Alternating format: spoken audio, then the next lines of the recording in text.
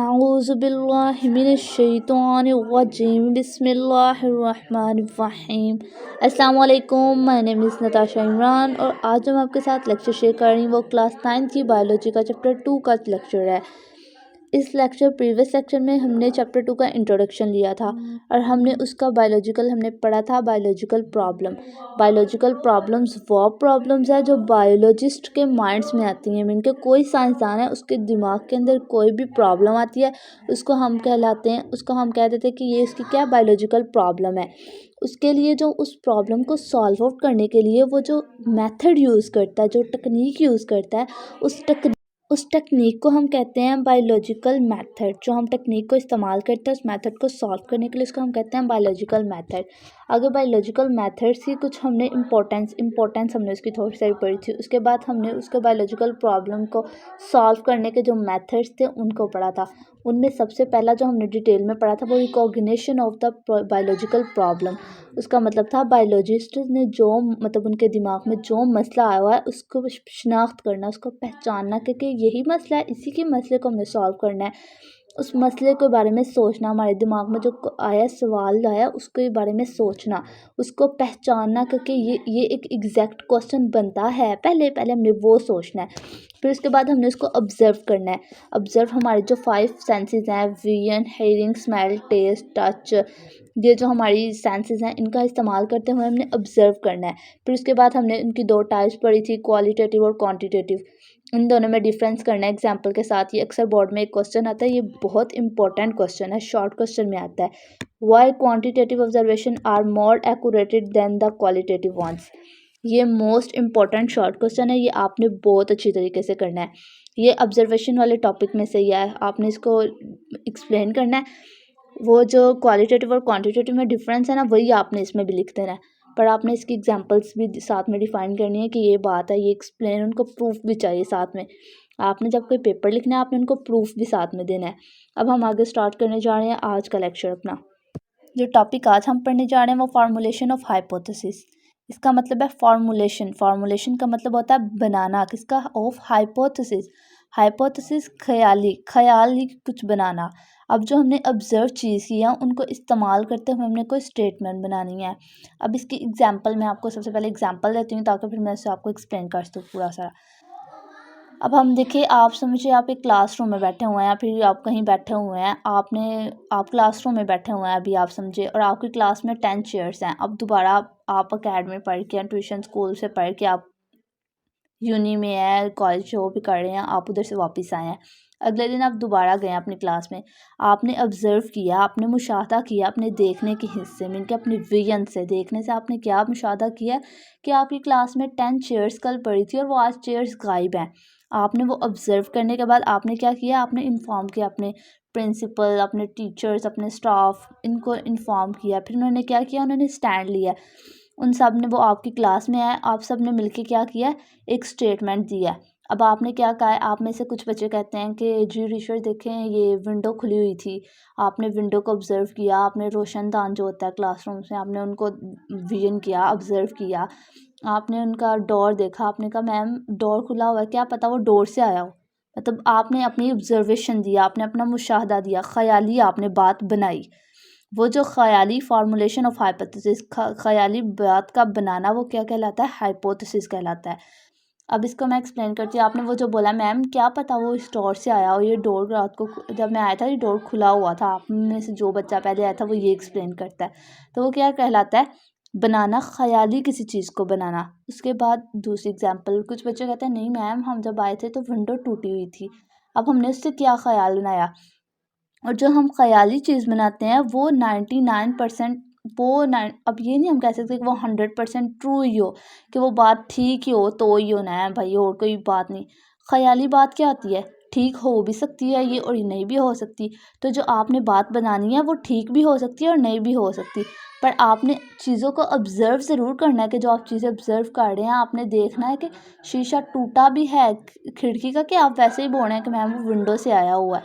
इसके बाद आपने जिस बच्चे ने बोला है मैम वो डोर से आया है, उसने ये भी ऑब्ज़र्व करना है, उसने पहले ये देखना है कि उसकी क्या डोर खुला हुआ था तो फिर वो आया है, क्या उसने डोर तोड़ा है, कोई मतलब लॉक उसने क्रैक किया, वो नज़र तो आ ही जाता है। पहले चीज़ ऑब्ज़र्व करके फिर आपने स्टेटमेंट दिया।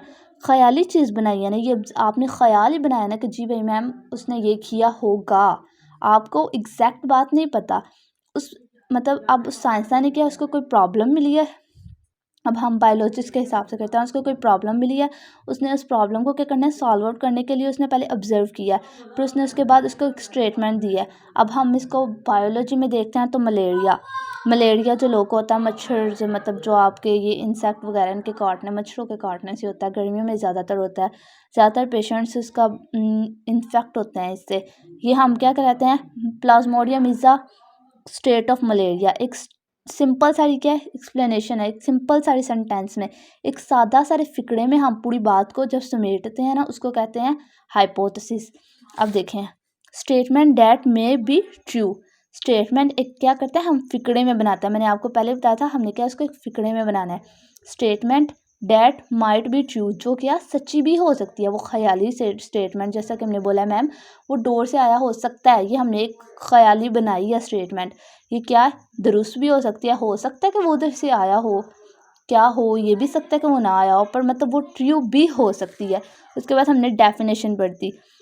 द टेंटेटिव हमने कहा है टेस्टेबल, जो हमने उसको टेस्ट किया, एक्सप्लेनेशन ऑफ ऑब्जर्वेशन, जो हमने ऑब्जर्व किया है उसको एक्सप्लेन करना है हमने एक फिक्रे के अंदर। टेंटेटिव कहते हैं एक फिक्रे के अंदर, टेंटेटिव एक फिक्रे के अंदर जो हमने ऑब्जर्व किया उसको एक्सप्लेन करना है एक फिक्रे में, ये क्या कहलाता है, is called hypothesis. The tentative explanation of observation is called hypothesis. एक सिंपल सारी डेफिनेशन आपने इसमें से ये याद करने हैं और आपने इसके कुछ फीचर्स याद करने हैं, क्योंकि जो इसके फीचर्स हैं वो बोर्ड में मस्ट आते हैं, मतलब ये तो ज़रूर आए होते हैं हर बोर्ड में। तो आपने छोटी सारी तो 4 इसके 5 पॉइंट्स हैं और आपने इसकी डेफिनेशन है ये आपने ज़रूर याद करनी है। डेफिनेशन मैंने राइट कर दी है, the tentative explanation of observation is called hypothesis. इसका मतलब है जो ऑब्जर्व किया है, जो हमने उसको एक्सप्लेन करना है एक सादा सारे जुमले के अंदर, उसको हाइपोथेसिस कहते हैं। जैसा कि हमने मलेरिया का बोला है, मैं मलेरिया को आपको एक्सप्लेन करती हूँ बायोलॉजी में। मलेरिया क्या करता है, मलेरिया हमने देखा है, हमने कहा मलेरिया किसकी वजह से होता है, malaria Plasmodium is a state of malaria, Plasmodium malaria की वजह से होता है। प्लाज्मोडियम एक बीमारी है ना, तो ये मलेरिया की वजह से होती है। हमने ये एक्सप्लेन किया, हमने एक सादा सारा जुमला बोला है। अब हमने इसके बाद हमने आगे मतलब इस टॉपिक के आगे मतलब जो मैंने आगे लेक्चर्स थे ना उसमें मैं बताऊँगी कि वो मलेरिया कैसे इंसान पे इफ़ेक्ट करता है, इंसान को काटता है तो वो क्या होता है, और ये सारा कुछ आगे हम एक्सप्लेन करेंगे। तो वो अब ये Plasmodium is a state of malaria, ये जो सी एक सिंपल सा एग्जांपल है, ये किसकी एग्जांपल है, हाइपोथेसिस। ये आप एग्जांपल वैसे ना दें क्योंकि इसके फीचर्स ज़्यादातर इंपॉर्टेंट है, वो चेकर्स पे बैड इम्पैक्ट डालता है कि जो चीज़ आपकी बुक में नहीं लिखी हुई है आप उसको भी दे रहे हैं। मैं तो आपको समझाने के लिए एग्जांपल दे रही हूँ, और आप लोग अगर इसको भी पेपर्स में लिख देते हैं तो आपका नुकसान करते हैं, क्योंकि वो आपकी जो बुक में होता है वो चीज़ चेक करते हैं।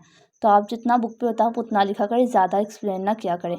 अब जो उसके फीचर्स हैं, जो इंपॉर्टेंट फीचर्स है वो क्या है, गुड हाइपोथेसिस। अब उन्होंने हमें हाइपोथेसिस का बता दिया, जो मतलब ऑब्जर्व चीज़ें हमने की हैं, जो आंखों से देखा है, जी भाई मैम ये खिड़की से टूटा है, उसको हमने एक सादा सारे जुमले में वजाहत कर दिया कि क्या मैम ये खिड़की से आया हो सकता है, ये आपने वजाहत की है उस जुमले की।